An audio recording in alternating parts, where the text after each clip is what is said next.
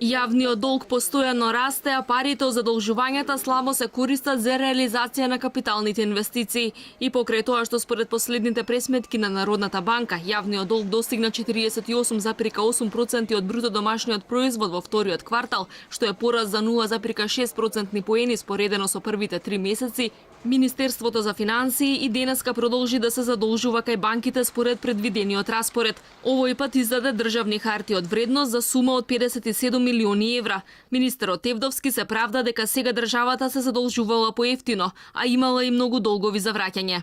Постојано водиме политика на задолжување по пониски каматни стапки од кредитите што се отплаќаат. Имавме еврообрзница со најниска каматна стапка досега, што е главно промената во задолжувањето се должи на тоа што земјава практично оди со буџетски дефицит, значи не одиме со суфицит, исто така имаме големи долгови кои што доспеваат. Додека експертската јавност нотира дека задолжувањето не е проблем ако парите се користат продуктивно и за развој, статистиката е против владата. Во првата половина од годинава, владата реализираше историски најмалку капитални инвестиции, само 21% од планираното за цела 2018 година. Сугарески се правдаше дека парите не се трошеле поради застојот во изградбата на гасоводот низ Водно, а Заев е се уште оптимист дека градежните активности ќе се интензивираат во последниве неколку месеци. Точно е, жално е секој пат кога заглавува железница се гради или гасот.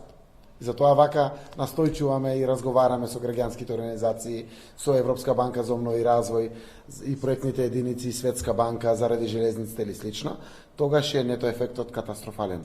Се плаќа камата, а парите де фактички не се имплементирани. Во моментот ми е многу драго што се ослободи првата фаза на железницата. Еве втората на 21 се отвара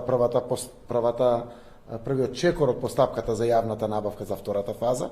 Владата на почетокот на оваа година се задолжи со еврообврзница од половина милијарда евра, за која само по основ на камати треба да плати 96 милиони евра. Од друга страна, требаше да се реализираат капитални проекти во вредност од скоро 400 милиони евра.